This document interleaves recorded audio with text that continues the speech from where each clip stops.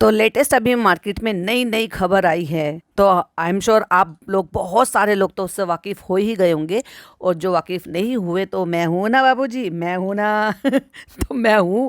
तो फिर किस बात की टेंशन है। Hi friends, welcome back to my channel. Channel में न्यू है तो चैनल को सब्सक्राइब कर लें और साथ ही साथ बेल आइकन प्रेस कर दें, जिससे कि हमारे आने वाली वीडियो की नोटिफिकेशंस आपको पहले ही मिल जाए। तो मार्केट में एक नई नई खबर आई है, और जो कि बहुत सही खबर है, बहुत सही खबर है भाई। मेरा तो फुल टू सपोर्ट है। मतलब ये लोग दिखते कुछ हैं, दिखाते कुछ है, और अपने आस पड़ोस वालों का कितना जीना हराम करके रखा है भाई साहब।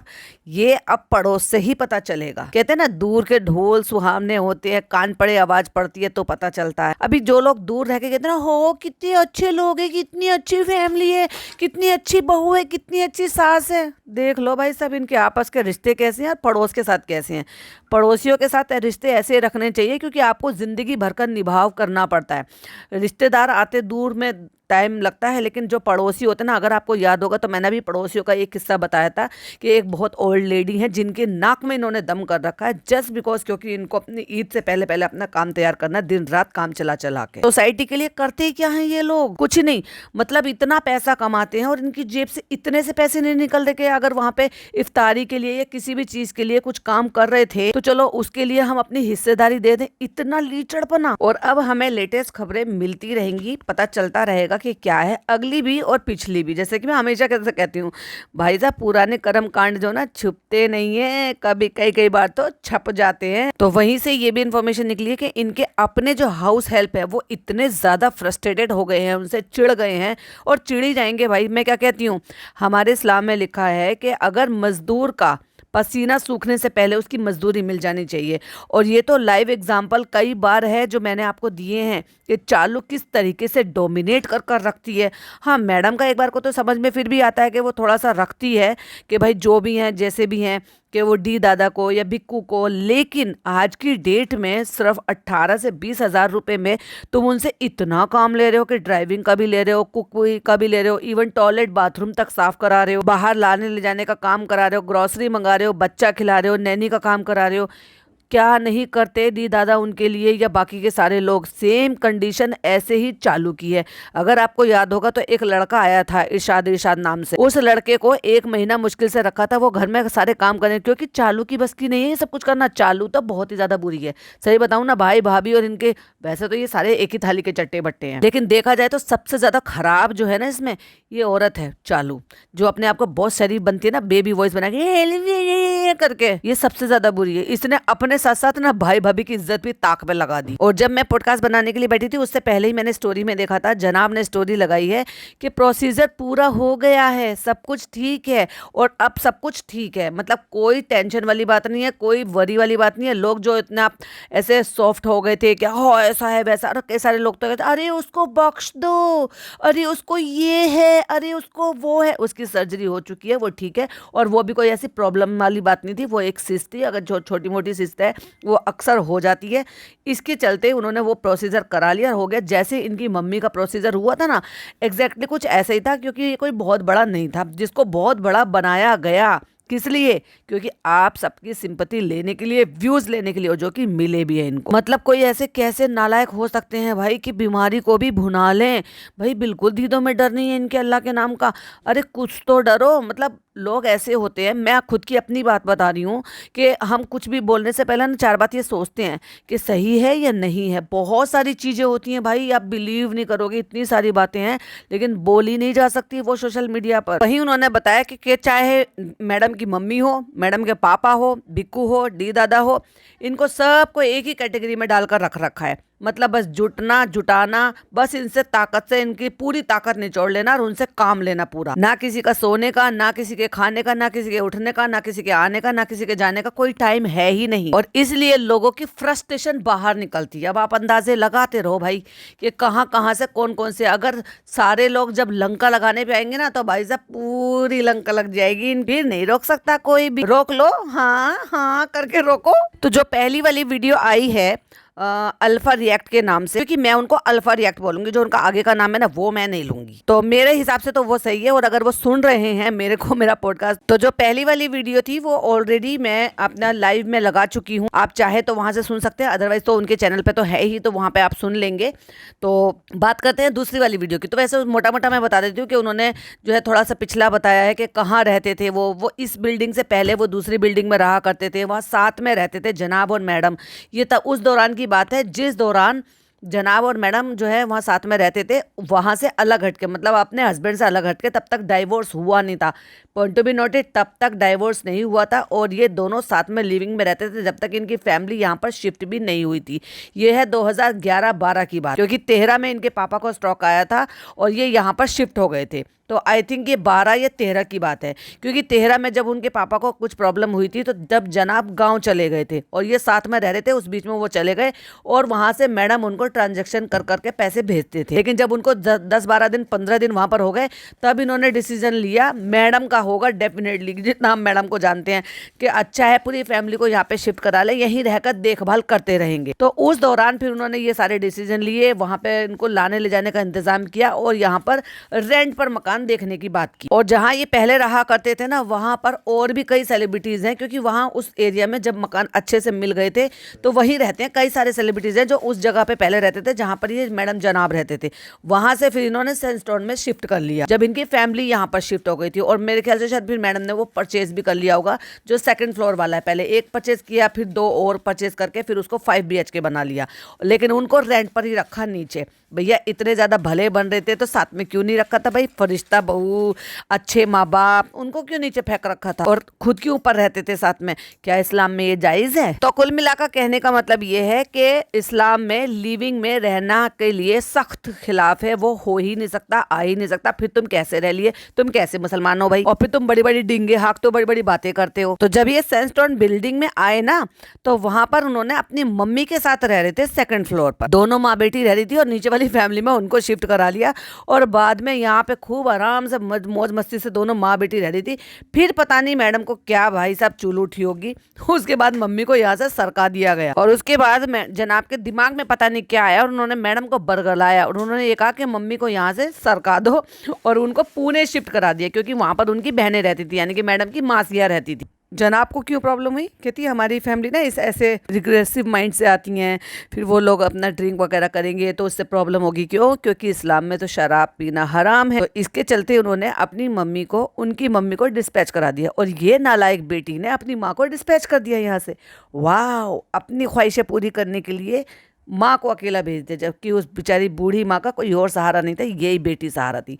शौहर उनके रहे नहीं उनके साथ, और बहनों का तो पता ही आता नहीं था। और उन्होंने अपनी बड़ी बहन के यहाँ पे भेजा जहाँ 2.5-3 साल वो रहीं, और उसके बाद फिर पूना शिफ्ट करा दिया। वाह रे वाह, नालायक बेटी। शायद ऐसे तो नहीं कि ये कहते हैं ना माँ के कदमों तले जन्नत होती है, वो हर धर्म में है। हर धर्म में माँ को बहुत ज्यादा प्रायोरिटी दी गई है ईश्वर के बाद, चाहे फिर वो हमारा इस्लाम धर्म हो चाहे सनातनी धर्म हो, उसमें माँ की बहुत रिस्पेक्ट करते हैं। और भाई साहब ये तो हर जगह छापती रहती है, ब्लैक पैच हैं, ब्लैक पैच हैं, ब्लैक पैच हैं।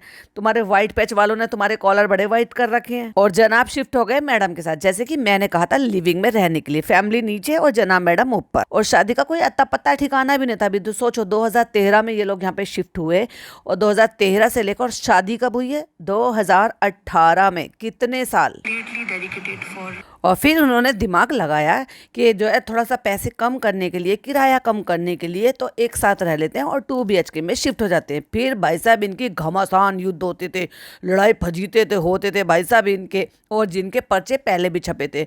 2 साल पहले भी किसी ने आकर रेडिट पर पोस्ट किया था कि भाई साहब इनके बहुत फजीते होते थे। पहले भी किसी ने बताया कि वो लड़ाइयाँ होती थी इनकी, वो तू मैं होते थे, और जिसका हमें सुनने को असलियत इनके खुद के मुंह से सुनने को मिली थी जब खेमसर में जाकर बोलते कि इनिशियल डेज में ना एडजस्टमेंट नहीं हो रहा था, ऐसे नहीं हो रहा था, सैंडविच नहीं बनाया था। सैंडविच? तुम्हारा तो सैंडविच भी बनाया, हलवा भी बनाया और भरता भी बनाया। और सबसे ज्यादा चालू तो चालू है भाई साहब, मैं ऐसी थोड़ी ना बोलती हूँ। वो सबसे ज्यादा कनिंग औरत है, और जो जैसी दिखती है ना वैसी गिरगिट की तरह रंग बदलती। और वो एक ऐसी बंदी थी कि तेरे मुंह पे तेरी सी, मेरे मुंह पे मेरी सी, किसी की बुरी नहीं बनना चाहती थी भाई साहब, क्योंकि अपना काम निकालना था। अपना जो गुड फॉर नथिंग आदमी है ना, उसको भी तो यहाँ पे शिफ्ट कराना था, जिसके साथ 8 साल से चक्कर चला रही थी। जब भी लड़ाई झगड़े होते बाहर निकल जाती थी। अनी जो माता जी है ना, अम्मी चुम्मेश्वरी ये भी कुछ कम नहीं थी भाई साहब। उसी के मतलब पैसों से सारी ऐशो आराम की जिंदगी जी रहे थे, और उन्हीं को ये आंखें दिखाती थी। एडजस्टमेंट नाम की चीज नहीं थी। और आज देखो, हाँ हाँ। और उसके बाद फिर तो यही हुआ कि चलो अलग अलग ही रह लेंगे, तुम नीचे रहो हम ऊपर रहेंगे, तुम्हारा हमारे से कोई लेना देना नहीं है। और इसीलिए मैं कहती थी, अगर इतनी ही फरिश्ता बहू है तो एक चूल्हा काहे नहीं। जब साथ रह रहे हो तो फिर वो क्या फायदा साथ रहने का, अगर तुम नीचे नीचे बिल्डिंग में रह रहे हो। अम्मी को इजाजत नहीं ऊपर आने की अपने पापा को खाना देने के लिए। उनको ये टाइमिंग बांधी गई है जानबूझ के, कम से कम कि एक टाइम आएंगी खाना देने के लिए, तो इस बहाने से वो मिल लेंगी पापा से। और खाना बनाने के लिए जो उनको सब्जी बनाने के लिए बोली गई है ना, वो इसलिए कि वो निकम्मी ना रहें।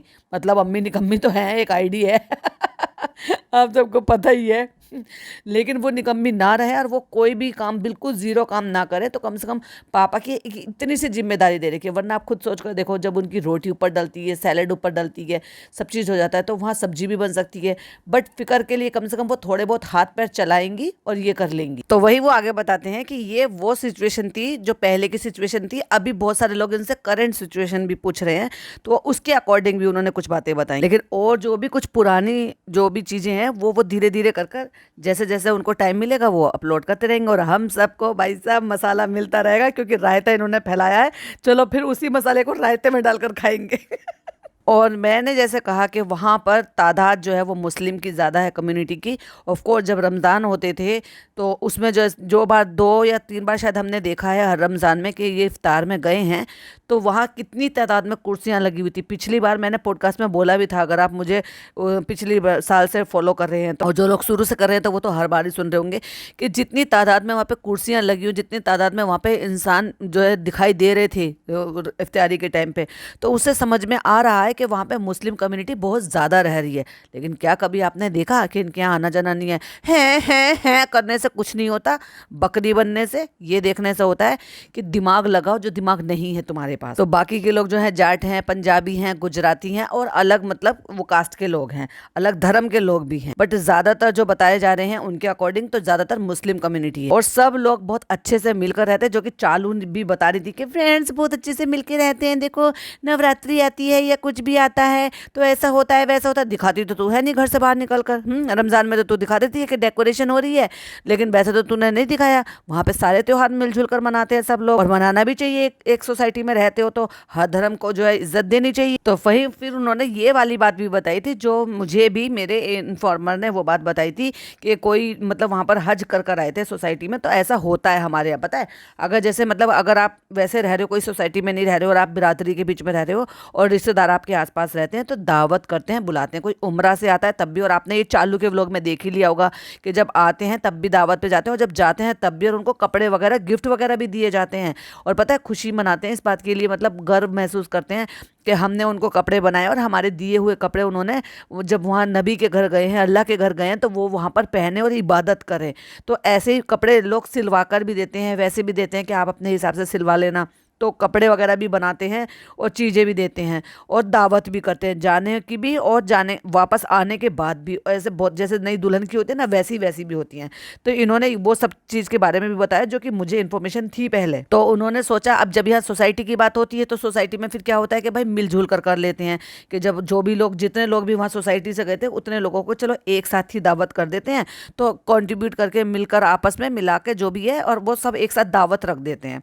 ये भी अच्छा तरीका है, मिलजुल कर भी हो जाता है, किसी को ज़्यादा बर्डन भी नहीं पड़ता। तो वहीं जब बात की तो देखो, एक नॉन मुस्लिम होने के बावजूद भी मैडम की मम्मी ने फिर भी दे दिया, जबकि वो कमाती नहीं है, उनकी बेटी तो देती है उनको। लेकिन वहीं जब अम्मी को मांगने के लिए गए तो अम्मी ने साफ मना कर दिया, साफ मना कर दिया, हमारे पास नहीं है, हमारे नानू तो हमें बस थोड़े पैसे देता है चलाने के लिए, वो तो आपको नानू से ही मांगने पड़ेंगे, ऐसे कह के मना कर दिया।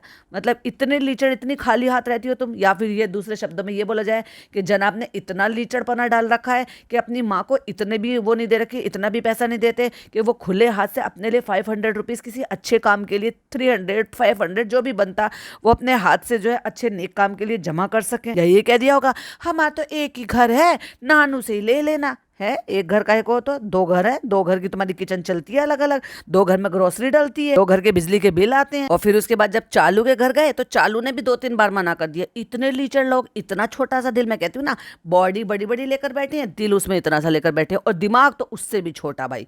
मैं तो कहती हूँ हमेशा मूंग की दाल के बराबर का दिमाग लेके बैठी है, लेकिन दिल उससे भी छोटा है भाई साहब, सरसों के दाने के जितना छोटा दिल है चालू अप्पी का। मतलब बनती इतनी बड़ी बड़ी है। अभी लेटेस्ट वाला व्लॉग मेरा, इसका रिव्यू नहीं हुआ है, लेकिन उसमें जो ये पैकेज बना रही है, मतलब तेरी इतनी ही हैसियत है कि ये पैकेज बना रही है, और फिर क्या कह रही है, फ्रेंड्स हमने ना ये दिखाया नहीं है, हम दिखाएंगे नहीं, हम ये पैकेट बना रहे हैं। तूने तो दिखाई दिया कि कितना सामान इकट्ठा कर रही है। अरे भाई, इस्लाम में इस हाथ दे इस हाथ ले, पता भी नहीं चलेगा। तुम लोगों को पता चला किसी को कि मैंने कितना सामान दिया, कितने पैकेट बनाए, कितने नहीं बनाए, और कहाँ दिए कहाँ नहीं दिए, क्या था क्या नहीं था।